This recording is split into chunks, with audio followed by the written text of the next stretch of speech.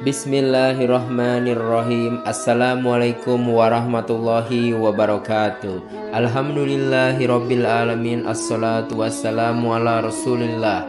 Segala puji kehadirat Allah Subhanahu wa taala, Tuhan semesta alam serta pencipta langit dan bumi, dan juga sholawat untuk Nabi besar Muhammad Sallallahu Alaihi Wasallam sebagai bentuk cinta dan penghormatan kita kepada beliau. Salah seorang sahabat Nabi yang diberikan 5 nasihat itu adalah Abu Hurairah radhiyallahu anhu. Kala itu beberapa sahabat ditanya, "Siapakah yang ingin mengambil nasihat dariku dan mengerjakannya?" Maka Abu Hurairah menjawab, "Aku, wahai Rasulullah." Hal ini disebutkan dalam sebuah hadis yang diriwayatkan oleh Imam At-Tirmidzi dan dihasankan oleh Syekh Al-Albani rahimahumullah. Dari Abu Hurairah radhiyallahu anhu dia berkata, Rasulullah shallallahu alaihi wasallam bersabda, "Siapakah yang mau mengambil kalimat-kalimat itu dariku dan mengamalkannya atau mengajarkan pada orang yang mengamalkannya?"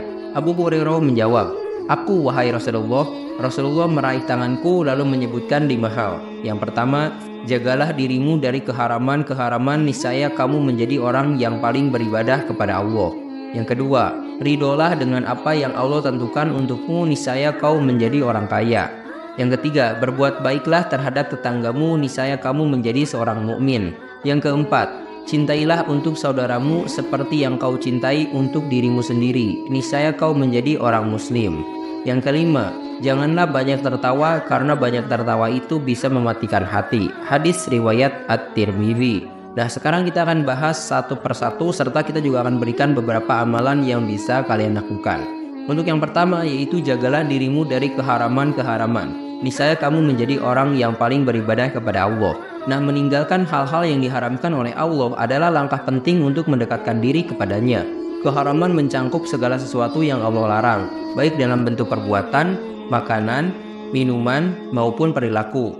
Dengan menjauhi hal-hal yang haram, hati menjadi bersih dan lebih mudah menerima hidayah serta menjalankan ibadah dengan khusyuk. Hal ini berdasarkan sabda Rasulullah SAW, "Apa yang saya larang kepada kalian, maka jauhilah, dan apa yang saya perintahkan kepada kalian, maka kerjakanlah semampu kalian." Hadis riwayat Bukhari dan Muslim. Selain itu, Allah Subhanahu wa taala berfirman di dalam Al-Qur'an surah Al-Isra ayat ke-32, "Dan janganlah kamu mendekati zina, sesungguhnya zina itu adalah suatu perbuatan yang keji dan suatu jalan yang buruk." Nah, sekarang kita akan berikan beberapa contoh amalan yang bisa kalian lakukan. Yang pertama itu menghindari makanan dan minuman yang haram, seperti menjauhi makanan yang mengandung babi atau alkohol, terus memastikan daging yang dikonsumsi adalah hasil sembelihan sesuai syariat Islam, dan juga menghindari produk-produk yang jelas-jelas haram atau diragukan kehalalannya. Terus untuk contoh yang kedua yaitu menjaga pandangan, menghindari menonton film atau gambar yang tidak senonoh, tidak melihat hal-hal yang bisa menimbulkan syahwat, serta menjaga pandangan dari melihat aurat orang lain yang bukan mahramnya. Terus untuk amalan yang ketiga yaitu menjauhi perbuatan riba, tidak terlibat dalam transaksi yang mengandung riba seperti bunga bank, terus menggunakan sistem pembayaran yang syariah. Dan juga kalian bisa menolak tawaran pinjaman yang melibatkan bunga atau keuntungan yang berlebihan. Nah, sekarang mari kita lanjut ke poin yang kedua, yaitu ridolah dengan apa yang Allah tentukan untukmu, niscaya kamu menjadi orang terkaya. Ridho dengan ketentuan Allah berarti menerima segala takdir yang diberikan dengan lapang dada dan syukur. Orang yang ridho akan merasa cukup dan puas dengan apa yang dimilikinya, sehingga ia tidak akan merasa iri atau dengki kepada orang lain. Kekayaan sejati dalam Islam adalah kaya hati, yaitu merasa cukup dan tidak tamak atau tidak serakah. Allah Subhanahu wa taala berfirman di dalam Al-Qur'an surah Al-Baqarah ayat ke-216. "Boleh jadi kamu membenci sesuatu, padahal ia amat baik bagimu. Dan boleh jadi pula kamu menyukai sesuatu, padahal ia amat buruk bagimu. Allah mengetahui sedang kamu tidak mengetahuinya." Nah, selain itu, Rasulullah SAW bersabda, "Bukanlah kekayaan itu karena banyaknya harta, akan tetapi kekayaan itu adalah kaya hati." Hadis riwayat Ibnu Majah. Nah, sekarang untuk contoh amalan yang bisa kalian lakukan, tentunya harus bersyukur. Jadi selalu mengucap alhamdulillah atas segala nikmat yang diterima, baik besar maupun kecil. Terus melakukan sujud syukur ketika mendapatkan kabar baik ataupun nikmat. Terus menulis juga jurnal syukur untuk mencatat segala nikmat yang telah diterima setiap harinya. Nah, terus untuk contoh amalan yang kedua yaitu qanaah atau merasa cukup, tidak berlebihan dalam berbelanja atau menginginkan barang mewah. menghindari gaya hidup konsumtif yang bisa membuat hati tidak tenang, terus menerima penghasilan yang didapat dengan rasa cukup tanpa mengeluh atau merasa kurang. Terus untuk contoh amalan yang ketiga yang bisa kalian lakukan juga sabar dalam ujian, menerima musibah atau cobaan dengan sabar dan tidak menyalahkan takdir. Terus selain itu, mengingat bahwa setiap ujian adalah bentuk kasih sayang Allah dari jalan untuk meningkatkan keimanan. Selain itu, kalian juga bisa menguatkan diri dengan doa dan zikir saat menghadapi kesulitan. Nah, sekarang mari kita lanjut ke nasihat selanjutnya, yaitu berbuat baiklah terhadap tetanggamu, niscaya kamu menjadi seorang mukmin. Nah, berbuat baik kepada tetangga adalah bagian dari akhlak seorang mukmin. Tetangga adalah orang-orang yang tinggal di dekat kita, dan mereka berhak mendapatkan perlakuan baik dan penuh perhatian. Rasulullah SAW mengajarkan bahwa memuliakan tetangga adalah tanda keimanan yang sempurna. Hal ini berdasarkan firman Allah di dalam Al-Quran surah An-Nisa ayat ke-36. Sembahlah Allah dan janganlah kamu mempersekutukannya dengan sesuatu apapun. Dan berbuat baiklah kepada kedua orang tua, karib kerabat, anak-anak yatim, orang-orang miskin, tetangga yang dekat dan tetangga yang jauh.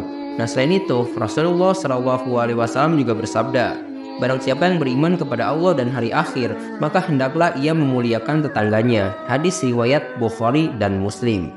Nah, untuk contoh amalan yang bisa kalian lakukan, tentunya membantu ketika dibutuhkan. Jadi menawarkan bantuan kepada tetangga yang sedang sakit atau membutuhkan pertolongan, atau mungkin mengantarkan makanan kepada tetangga yang baru melahirkan atau sedang berduka. Terus kalian juga bisa membantu tetangga dalam pekerjaan rumah yang berat atau ketika mereka sedang kesulitan. Nah, terus untuk contoh amalan yang kedua yang bisa kalian lakukan itu mengunjungi dan menjaga tali silaturahmi. Misalnya sering mengunjungi tetangga untuk mempererat hubungan dan mengetahui kondisi mereka. Atau kalian juga bisa mengundang tetangga untuk ikut serta dalam acara keluarga atau kegiatan keagamaan. Ditambah lagi, kalian juga bisa menyapa dan berbicara baik kepada tetangga setiap kali bertemu. Nah, untuk contoh amalan yang ketiga yaitu menjaga keamanan dan kenyamanan. Jadi melaporkan kepada pihak berwenang jika ada hal yang mencurigakan di lingkungan. Terus kalian juga bisa tidak membuat kegaduhan atau kebisingan yang dapat mengganggu tetangga. Atau mungkin kalian bisa menjaga kebersihan lingkungan bersama-sama dengan tetangga. Nah, sekarang mari kita lanjut ke nasihat selanjutnya, yaitu cintailah untuk saudaramu seperti kamu cintai dirimu sendiri, niscaya kamu menjadi orang muslim. Nah, cinta kepada sesama muslim adalah salah satu bentuk keimanan yang paling tinggi. Seorang muslim yang sejati harus menginginkan kebaikan untuk saudaranya, sebagaimana ia menginginkannya untuk dirinya sendiri. Dan dengan cara ini akan terjalin ukhuwah Islamiyah yang kuat di antara umat Islam. Hal ini berdasarkan hadis yang diriwayatkan oleh Imam Muslim dan Bukhari. Nah, selain itu, Allah Subhanahu wa Ta'ala juga berfirman di dalam Al-Quran surah Al-Hasr ayat ke-9. Dan orang-orang yang telah menepati kota Madinah dan telah beriman kaum Ansor sebelum kedatangan mereka kaum Muhajirin, mereka mencintai orang yang berhijrah kepada mereka kaum Muhajirin, dan mereka tidak menaruh keinginan dalam hati mereka terhadap apa-apa yang diberikan kepada mereka atau kaum Muhajirin, dan mereka mengutamakan kaum Muhajirin atas diri mereka sendiri sekalipun mereka memerlukan apa yang mereka berikan itu. Nah, untuk contoh amalan yang bisa kalian lakukan, misalnya kalian bisa memberikan sedekah dan juga bantuan. Jadi menyisihkan sebagian harta untuk membantu saudara yang membutuhkan, atau mendonasikan pakaian, makanan, atau barang-barang lain kepada yang kurang mampu. Dan juga kalian bisa menyantuni anak yatim atau fakir miskin.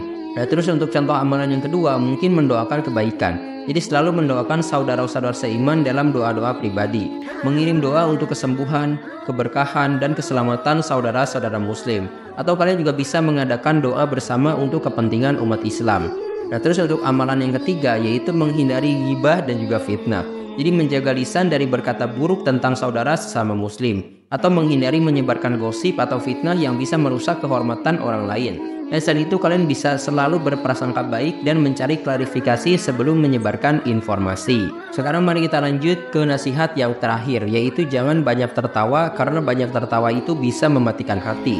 Islam menganjurkan umatnya untuk tersenyum dan menunjukkan wajah ceria, tetapi melarang tertawa berlebihan yang dapat mengeraskan hati dan membuat lalai dari mengingat Allah.